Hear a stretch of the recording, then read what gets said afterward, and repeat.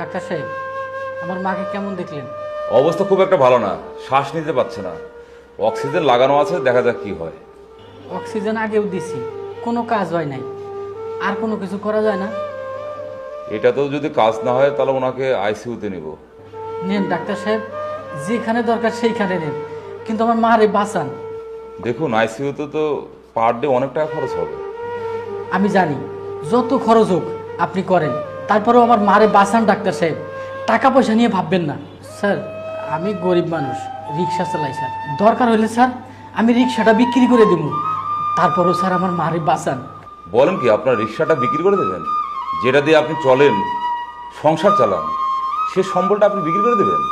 কিছু করার নাই স্যার, রিক্সা বিক্রি করলে আমি অন্য কাজ করে আমি আবার রিক্সা কিনতে পারবো, কিন্তু স্যার মা মরে গেলে আমি তো আর মারে পাবো না স্যার।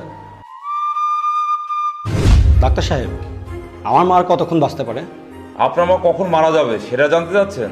দেখুন, এই পৃথিবীতে কারো পক্ষে বলা সম্ভব না যে একটা মানুষ কখন মারা যাবে। আসলে 2 দিন ধরে আমার বিজনেসে যেতে পারছি না। আমি মাকে নিয়ে দৌড়াদৌড়ি করছি, আমার ব্যবসার অনেক ক্ষতি হয়ে যাচ্ছে। এই জন্য বললাম যে আমার মা আর কতক্ষণ বাঁচবে। আচ্ছা, এরকম একটা আজব তথ্য আপনি কেন জানতে চাচ্ছেন? তাহলে আপনি কখন মারা যাবে এটা জানতে না আছে, উনি কত দ্রুত সুস্থ হবে সেটা জানা উচিত আপনার। আমার মায়ের যে অবস্থা, তাতে তো উনি বাঁচার কোনো কথা না, বরং উনি যে কোনো সময় মরে যেতে পারেন। দেখুন, আপনার মাকে লাইফ সাপোর্ট দিয়ে বাঁচিয়ে রেখে সুস্থ হয়ে যেতেও পারে। যদিও এই সিচুয়েশনে